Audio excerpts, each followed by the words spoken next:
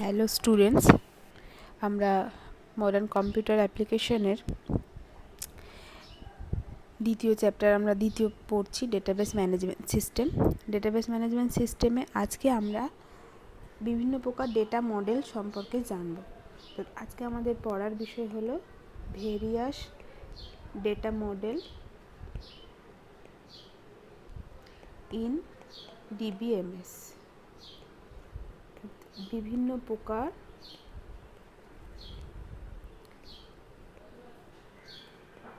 Data model. ডেটাবেসে সাধারণত 4 ধরনের data মডেলকে follow করা হয়। সেই 4 ধরনের ডেটা মডেলগুলো হলো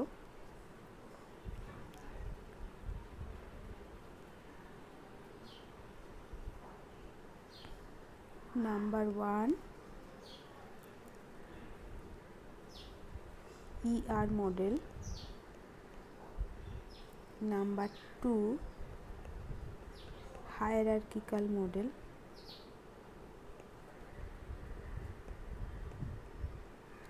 number 3 network model, number 4 relational model. আমরা এই মডেলগুলো সম্পর্কে একটু সংক্ষেপে জানব। প্রথম আসছি ER মডেল। ER মডেল কি? ER মডেল হলো এন্টিটি রিলেশনশিপ মডেল। অর্থাৎ ডেটাবেসে ER মডেলের সাহায্যে আমরা ডেটাবেসে যে উপাদানগুলো আছে সেইগুলোর পারস্পরিক সম্পর্ককে আমরা গ্রাফিক্যাল রিপ্রেজেন্টেশনের সাহায্যে উপস্থাপন করব।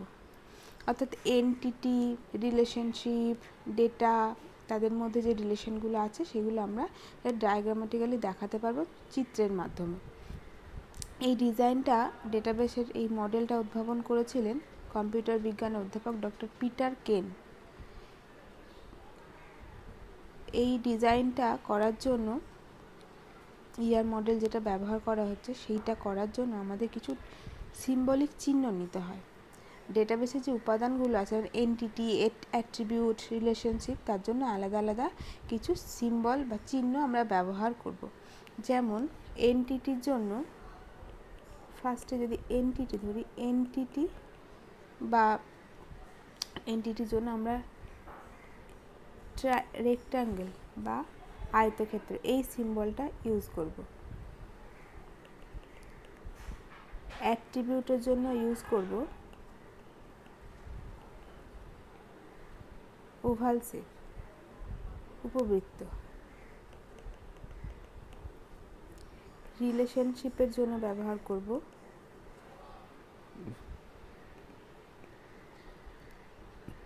সামান্তরিক।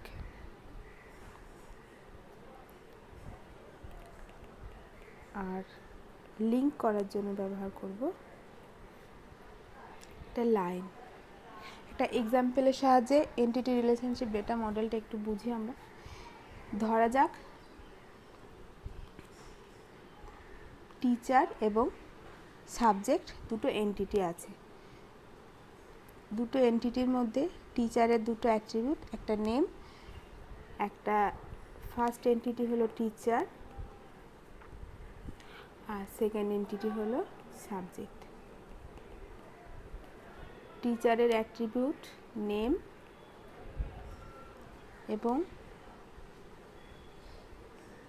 অ্যাড্রেস, আর সাবজেক্টের অ্যাট্রিবিউট হলো সাবজেক্ট আইডি এবং সাবজেক্ট নেম। এটা যদি এন্টিটি রিলেশনশিপ ডায়াগ্রামের সাহায্যে দেখাতে চাই ডেটা মডেলের সাহায্যে, তাই ER মডেল ব্যবহার করে যদি আমরা এটা দেখাই তাহলে এটা এরকম হবে। আমরা এন্টিটির জন্য ব্যবহার করব রেক্ট্যাঙ্গেল, টিচার রিলেশনশিপটা হবে সামান্তরিকের সাহায্যে।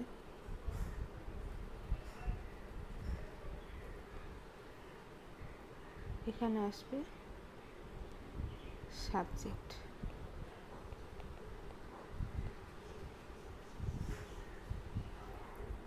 টিচারের অ্যাট্রিবিউট হলো নেম,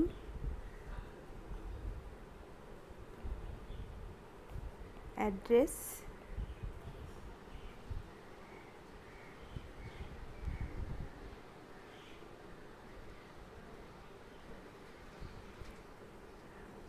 টিচার টিচেস রিলেশনশিপ, সাবজেক্টের অ্যাট্রিবিউট হলো এস আইডি,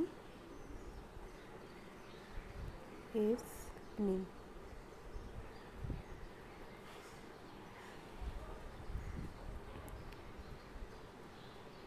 এইভাবে ইআর মডেলের সাহায্যে আমরা এন্টিটি রিলেশনশিপ মডেলের সাহায্যে দেখাতে পারি। বাট ইআর মডেলের কিছু বৈশিষ্ট্য আছে। ইআর মডেলের বৈশিষ্ট্যগুলো হলো, ইআর মডেলটি খুব সহজে আমরা এখান থেকে যে এন্টিটি পাচ্ছি এবং অ্যাট্রিবিউটগুলো পাচ্ছি, এগুলোর সাহায্যে খুব সহজে আমরা রিলেশনাল টেবিলে কনভার্ট করে দিতে পারি। এবং ডেটাবেস ডিজাইনের ক্ষেত্রে ইআর মডেল খুব সহজ, অত্যন্ত সহায়ক হয়। আর ইআর মডেলে সংশোধন করার জন্য খুব তাড়াতাড়ি নতুন এন্টিটি যোগ করা যায়। আর ইআর মডেল অনেকটা সহজ, সরল এবং সিম্পল এবং বুঝতে খুব সহজ হয়। তো এইভাবে ইআর মডেলের সাহায্যে আমরা পারস্পরিক চিত্রের মাধ্যমে ডেটাগুলোর মধ্যে রিলেশন দেখাতে পারি। আর নাম্বার 2 কি আছে আমাদের? নাম্বার 2 আছে হায়ারার্কিক্যাল মডেল।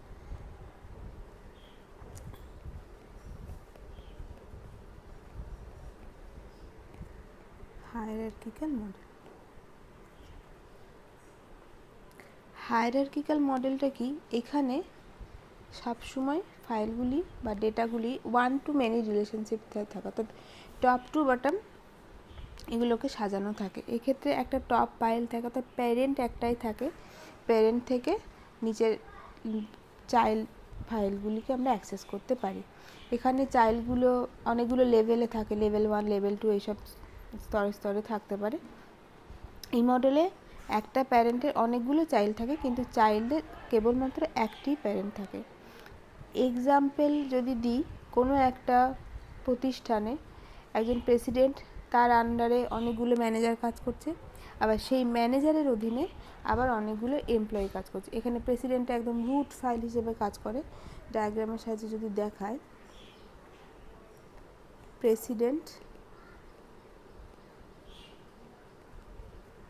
প্রেসিডেন্টের আন্ডারে অনেকগুলো ম্যানেজার,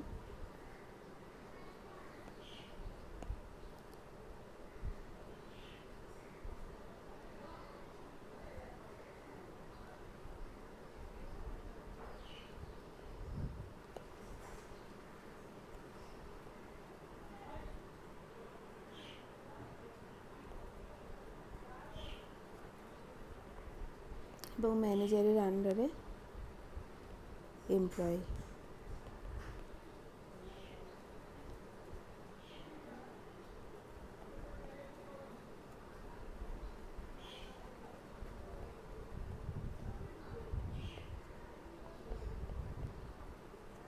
এইভাবে আমরা হায়ারার্কিক্যাল মডেলের সাহায্যে ডেটাবেসের ডিজাইনটা করতে পারি। হায়ারার্কিক্যাল মডেলের সুবিধা হলো যে আমরা যেহেতু টপ টু বটম অ্যাক্সেস করছি, তো আমরা অ্যাক্সেস করতে পারি অনেক সহজে, এবং লিনিয়ার টাইপের ডেটাগুলো স্টোর করার জন্য সহজে অ্যাক্সেস করা যায়। খুব সহজে ডেটাগুলোকে অ্যাডিশন বা বিয়োজন করা যায়, এবং ওয়ান টু মেনি রিলেশনশিপের মাধ্যমে প্যারেন্ট এবং চাইল্ডের মধ্যে রিলেশনশিপটা বজায় থাকে। কিন্তু এটার কিছু অসুবিধাও আছে। অসুবিধা হলো এটাই, যেহেতু আমাদেরকে টপ টু বটম ডেটাগুলো অ্যাক্সেস করতে পারি, একদম লোয়ার লেভেলে যখন অনেকগুলো লেভেলে ডেটাগুলো বিন্যস্ত থাকে, যদি 10টা লেভেল থাকে বা তার বেশি থাকে, সেক্ষেত্রে একদম লোয়ার লেভেলে এটা লেভেল 1 ধরলাম, লেভেল 1, পরের এইটা লেভেল 2। এক্ষেত্রে যদি আমার 10টা লেভেল থাকে, তাহলে একদম নিচের লেভেলের ডেটাটাকে অ্যাক্সেস করতে হলে একদম পুরো টপ টু বটমই সেটাকে খুঁজতে হবে, এবং এটাতে কোয়ারি করে অ্যাক্সেস করার প্রক্রিয়াটাও অনেকটা স্লো হবে, যেহেতু উপর থেকে পুরোটাই আমাকে রিড করে যেতে হবে ডেটাটাকে সার্চ করার জন্য। আর এই মডেলটা ওয়ান টু মেনি রিলেশনশিপকে সাপোর্ট করলে কিন্তু মেনি টু মেনি রিলেশনশিপকে এটা সাপোর্ট করে না। এবার নাম্বার 3 আসছি, নেটওয়ার্ক মডেল। নেটওয়ার্ক মডেল অনেকটা হায়ারার্কিক্যাল মডেলের মতো, কিছু ডিফারেন্স এটাই আছে যে নেটওয়ার্ক মডেলের ক্ষেত্রে একাধিক প্যারেন্ট থাকতে পারে, যেটা হায়ারার্কিক্যাল মডেলের ক্ষেত্রে ছিল না। হায়ারার্কিক্যাল মডেলের ক্ষেত্রে একটাই প্যারেন্ট ছিল, আর নেটওয়ার্ক মডেলের ক্ষেত্রে many two many relationship support করে। একটা এক্সাম্পল যদি দেখি, এক্সাম্পলের সাহায্যে আমরা বুঝতে পারবো। একটা স্টোর আছে, সেখানে স্টোরে প্যারেন্ট স্টোর হিসেবে কাজ করছে,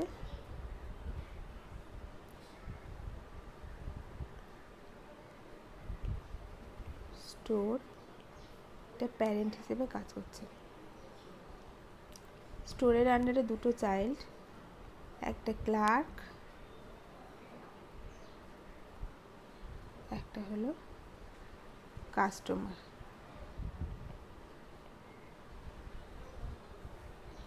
এটা লেভেল 1। আবার দুটো থেকেই আমার একটা চাইল্ড হতে পারে ট্রানজাকশন করছে,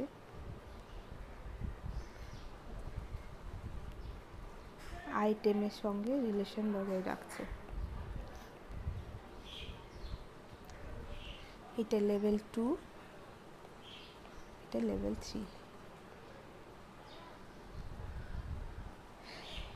এটা হলো নেটওয়ার্ক মডেল। নেটওয়ার্ক মডেলের সুবিধাগুলো কি?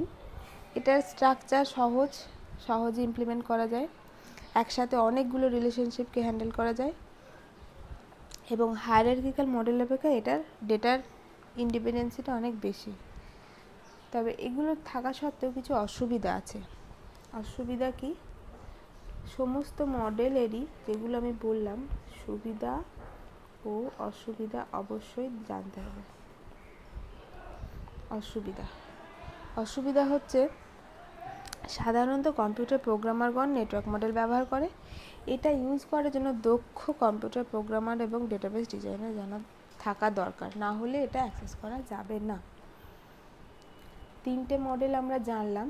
এবার আমরা আসবো লাস্টলি 4, সেটা হচ্ছে রিলেশনাল মডেল। ডেটাবেস মডেলগুলির মধ্যে সবথেকে ব্যবহৃত মডেল হলো রিলেশনাল মডেল। রিলেশনাল মডেলের সাহায্যে কিভাবে করা হয় ডেটাবেসটি? অনেকগুলো টেবিলের সাহায্যে ডেটাবেসটি তৈরি করা হয়, এবং এই টেবিলের মধ্যেই ডেটাগুলো স্টোর করা থাকে, এবং সেই টেবিলগুলোকে রিলেশন কোয়ারির সাহায্যে আমরা অ্যাক্সেস করতে পারি সেখান থেকে ডেটাগুলোকে। টেবিলে যে কলামগুলো থাকে সেগুলোকে বলা হয় অ্যাট্রিবিউট, আর ফিল্ড যেগুলো থাকে মানে রো ওয়াইজ সেগুলোকে বলা হয় টাপেল। রিলেশনাল মডেলে মেনি টু মেনি রিলেশনশিপ দ্বারা সংযুক্ত থাকতে পারে। এই রিলেশনাল মডেলে রিলেশনগুলো তৈরি করার জন্য বিভিন্ন প্রকার কি কনসেপ্ট ব্যবহার করে, প্রাইমারি কি সেকেন্ডারি কি আমরা পরে আসবো। রিলেশনাল মডেল সম্বন্ধে একটুখানি আমরা আজকে জানবো, পরের ক্লাসে আমরা রিলেশনাল মডেলের ডিটেলসে যাব। তো রিলেশনাল মডেলের স্ট্রাকচারাল কিছু পার্টস আছে। একটা উদাহরণ বলি, রিলেশনাল কিভাবে কনস্ট্রাক্ট হয়। একটা টেবিল ড্র করি।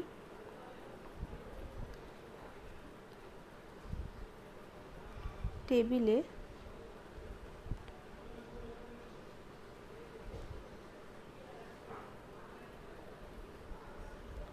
Student ID, roll number, class, এই একটা টেবিল তৈরি করেছি। KHS 001, KHS 002, KHS 003, unique ID, role number 24, 27, 29, class 12। এই একটা রিলেশনাল কনস্ট্রাকশন।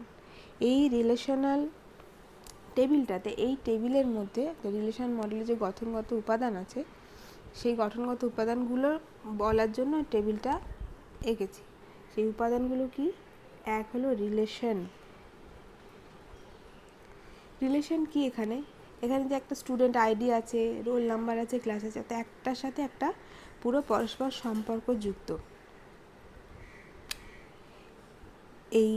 এখানে আমার টেবিলটিতে 3টি টাপেল আছে।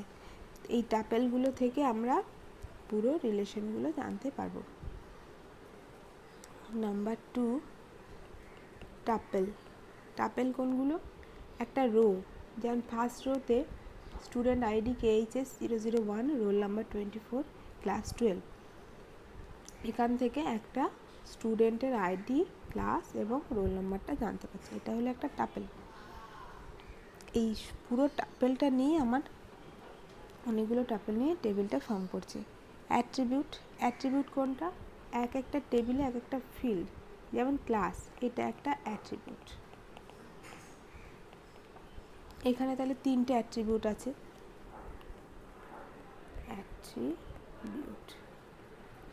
আর কি আছে? ডোমেনটা কি? ডোমেন হলো রিলেশনাল অ্যাট্রিবিউটের যে টাইপ, অর্থাৎ ডোমেন দ্বারা অ্যাট্রিবিউটের মানগুলিকে ডিফাইন করা হয়। যেমন এখানে স্টুডেন্টের রোল নাম্বার তার ডোমেন সংখ্যায় হবে, তার বেশি হতে পারে না। তাহলে ভ্যালিড সেট অফ ইন্টিজার্স হলেই সেটা আমরা রোল নাম্বারের ডোমেন হিসেবে কনসিডার করতে পারবো। তাহলে রিলেশনাল মডেলে একটা টেবিলের সাহায্যে ডেটাগুলোকে প্রেজেন্ট করা হয়। তার মধ্যে কিছু রিলেশনাল স্ট্রাকচারাল পার্টস থাকে, সেগুলো একটার সাথে একটা রিলেটেড থাকে। আজকের ক্লাসে এই পর্যন্ত থাক। আমরা পরের ক্লাসে রিলেশনাল মডেলে ডিটেলস সম্বন্ধে জানবো। আমাদের সিলেবাসে রিলেশনাল মডেলটাই পড়তে হবে।